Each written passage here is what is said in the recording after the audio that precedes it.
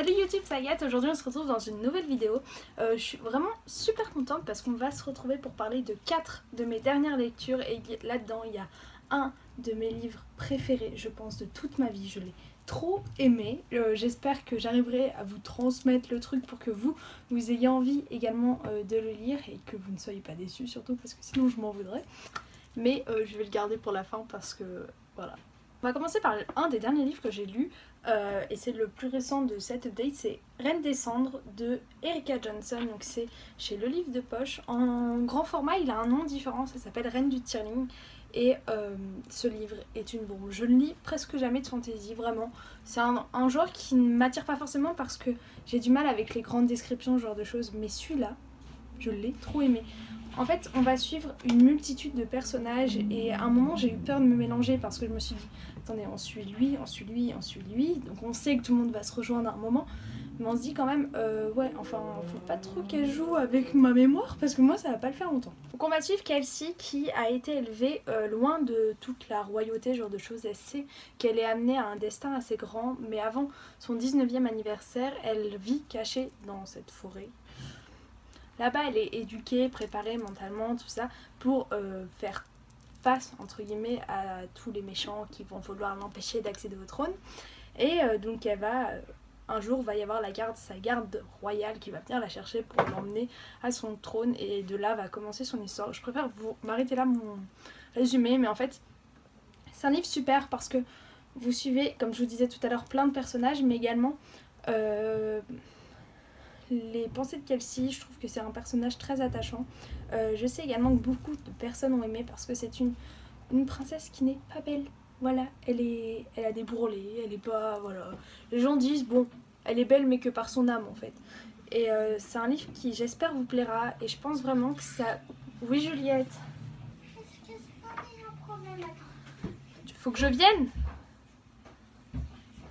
Le landau, il s'est détruit. Oh, bah on va pas laisser un landau détruit. Est-ce que je suis forte? Ouais.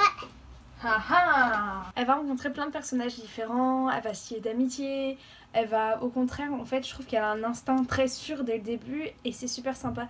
Elle est pas bête, elle est, au contraire, elle pense à des choses pour elle. L'importance dans son peuple, c'est l'éducation et la santé. Enfin, vous voyez, c'est vraiment, ça se voit qu'elle réfléchit et c'est cool. Et ben voilà. Ça va être à vite reconstruit. C'est un livre que je vous conseille beaucoup, autant pour les gens qui ne lisent jamais de fantasy que les gens qui ont l'habitude d'en lire.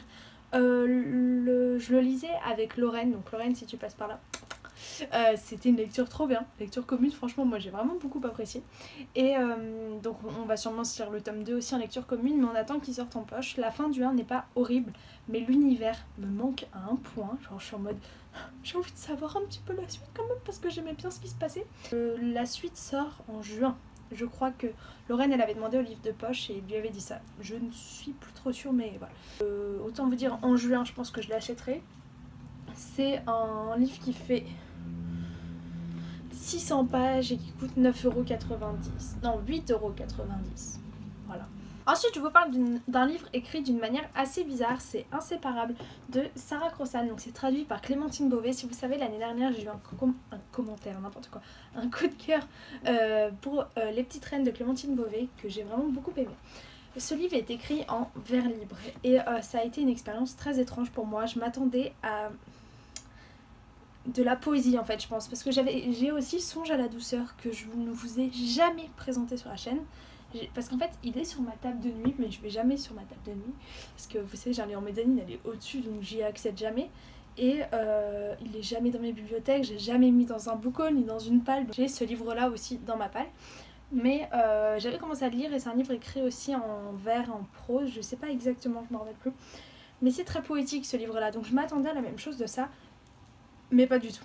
En fait, si, bien sûr, en fait c'est plus une poésie un peu urbaine, des mots qui tombent comme ça et ça tombe dans un bon rythme et tout, c'est super bien fait, mais je m'attendais à vraiment des phrases que j'allais surligner et réécrire après. Oui, oui, oui, oui. Non, c'est pas du tout ça. Et en gros, dans cette histoire, on suit donc des sœurs siamoises qui sont... Par contre, j'avais énormément de mal à m'imaginer, en fait, avoir quelqu'un... Donc elles sont comme ça, en fait, au niveau du buste, avoir quelqu'un de l'autre côté de moi. J'avais du mal, pas dans le sens « Ah, c'est caca », pour moi, c'est la vie, quoi. Voilà, ça arrive. Mais plus de me dire que moi, je vis ma vie toute seule, je prends mes décisions toute seule. Les gens, quand ils me voient, ils voient Agathe. Et je me dis, en fait, ils ont une paire de jambes pour deux. Enfin, vous voyez, bref. J'ai eu pas mal de mal, déjà, à me visualiser ce petit couple. Et la fin, j'avais la larme. Genre, j'ai fait une story Instagram juste après. Et en fait, j'avais ma larme. En fait, je lisais comme ça et j'ai une larme qui avait coulé juste là, comme ça. C'était assez bizarre. Et en fait, c'est l'histoire donc de Tippi et Grace qui vont arriver au lycée. Parce qu'en fait, leurs parents, c'est un traitement qui coûte très cher. Et leurs parents n'ont plus vraiment l'argent pour les entretenir avec une scolarisation à domicile. Donc, elles vont arriver au lycée. Puis j'ai adoré leur arrivée au lycée, la manière dont les gens les regardaient, la manière dont c'était décrit. En fait, c'est des chapitres très courts qui vous passent complètement les détails. Vous n'avez pas la couleur de la nuit ni rien, non. Ça va directement à l'action, ça va directement à ce que... Donc c'est du point de vue de Tippi. Non, du point de vue de Grace, je crois. Et c'est un super beau livre. Je trouve que le message de fond est très sympa. Très bien mené également. C'est Gracie, je viens de retrouver, c'est Gracie. La fin est assez difficile quand même, je préfère vous prévenir, c'est un livre qui se lit très rapidement. Et je sais qu'il a chamboulé beaucoup de personnes, moi pas non plus de dingue, je m'attendais peut-être à un peu plus. Je pense que ce qui est intéressant, c'est de voir qu'à la fin, l'auteur nous met un espèce de dossier un petit peu documentaire où elle vous... dit comment elle s'est inspirée. Enfin, c'est pas vraiment un dossier, c'est plus, elle nous met une petite note en disant qu'elle a regardé tel et tel reportage et qu'elle a eu l'idée. Et du coup, ça amène encore une note de réalisme dans le livre. Je vous parle rapidement d'une romance, donc j'ai lu Step Brother, un peu sur un coup de tête en fait. Je me suis dit, et je l'ai lu en 2 soirs, je crois. Je vous ai dit ces derniers temps, j'étais pas vraiment dans une période romance, et là, c'est de retour. Et j'ai bien aimé ce livre, vraiment. Maintenant que j'y repense, je me dis, ouais, peut-être, je ne suis plus trop sûre. Sur le moment, je l'ai bien aimé, puis je pense que c'est l'importance en fait. Les romances, j'attends pas forcément qu'elles me chamboulent. Les romances comme ça, je parle assez cool, je dirais. Dans ce livre-là, on suit Greta qui un jour va avoir un demi-frère, enfin, son beau-père avec qui elle vit va décider d'accueillir son demi-frère pour 1 an, je crois, un truc comme ça. Et ils vont s'entendre super bien, machin, puis ils vont tomber amoureux. Mais très très rapidement en fait. Et tout de suite il va devoir repartir et pendant 7 ans ils vont pas se voir. Jusqu'à ce que donc, ce beau-père meure et que il se retrouve au moment de l'enterrement. Sauf que chacun a avancé dans sa vie et on voit, voilà. Au début j'ai eu un peu de mal parce que les personnages étaient, je dirais pas âgés, mais ils ont 27-28 ans et moi j'ai pas cet âge-là. Donc j'avais un peu du mal à me visualiser dans les traits du personnage. Et puis vous savez que moi je juge une romance si elle me met des petits papillons dans le ventre et là elle me met des petits gazouillis, donc c'est bon, c'est une romance réussie. Surtout que là vient de sortir chez Hugo Roman The Boy Next Door, où il va sortir, je ne sais plus trop. Et ce livre suit un des personnages qu'on voit dans ce livre-là. Je sais plus vous dire le nom, mais enfin ceux qui sont intéressés, je vous invite à aller voir le résumé de The Boy Next Door et vous revisualiserez. Je vous dis pas sinon ça va vous spoiler une partie du livre en fait. Et c'est un personnage que j'avais bien aimé le peu de temps où on l'avait vu, donc je me dis ah ça va être cool. Et surtout les personnages étaient sympas en fait, ils étaient bien construits, attachants, pas trop cons. Donc... bien. On passe à mon coup de cœur. Oui. Alors j'ai lu PS Tu me manques de Bridget Kemmerer qui a été un énorme coup de cœur, j'ai adoré ce livre. Dans ce livre là vous allez suivre Juliette et Declan. En fait, ça rend toujours mieux dans nos têtes les prénoms, j'ai remarqué. Et en fait, un jour, donc la mère de Juliette est morte d'une manière assez soudaine et Juliette, pour continuer d'entretenir un peu sa correspondance avec sa mère, parce que sa mère était journaliste, reporter sur des zones en guerre, des choses comme ça, elle va décider de continuer à lui envoyer des lettres comme avant et elle va lui déposer des lettres sur sa tombe.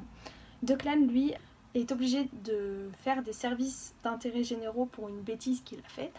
Et son travail, il le fait dans un cimetière et un jour il est chargé de ramasser les vieilles plantes, les choses qui traînent sur les tombes et il va tomber sur la lettre de Juliette et il va lui répondre.